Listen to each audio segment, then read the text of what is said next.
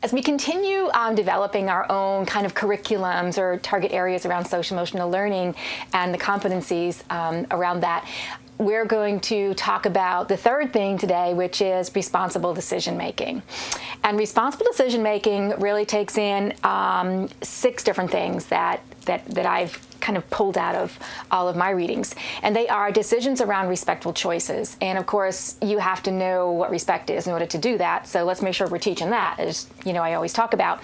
Acknowledging the well-being of others, okay? Acknowledging the well-being of others. The third thing is consideration of safety concerns. So in other words, really acknowledging how my actions impact others and whether I keep myself safe and I'm aware of the safety of others.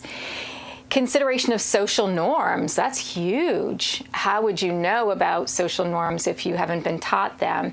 And I want to just share that that's something that I've learned in my travels and teaching in different areas, is being raised in one area and then teaching in another.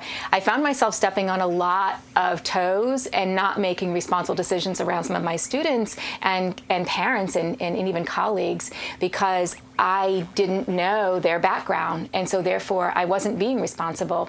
And so the only way I could learn that was to get to know who they were, get to know them, where did they come from, and what's their culture, what's their life been like, and then I could make responsible decisions around what I said and did with them. And so that was really important.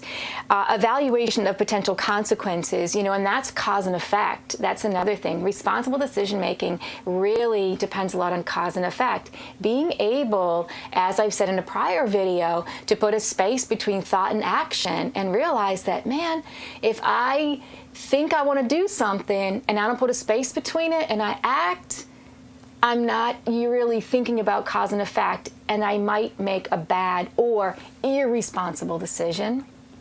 And the last thing is just really consider the standards that are around me, ethical standards in an environment or presentation, a theater, whatever it might be that I'm expected to behave in. So responsible decision-making is big. It's big because it not only helps our kids to be successful, but it helps them to be aware how much they can do in the world around responsible decision-making for the success of their own community.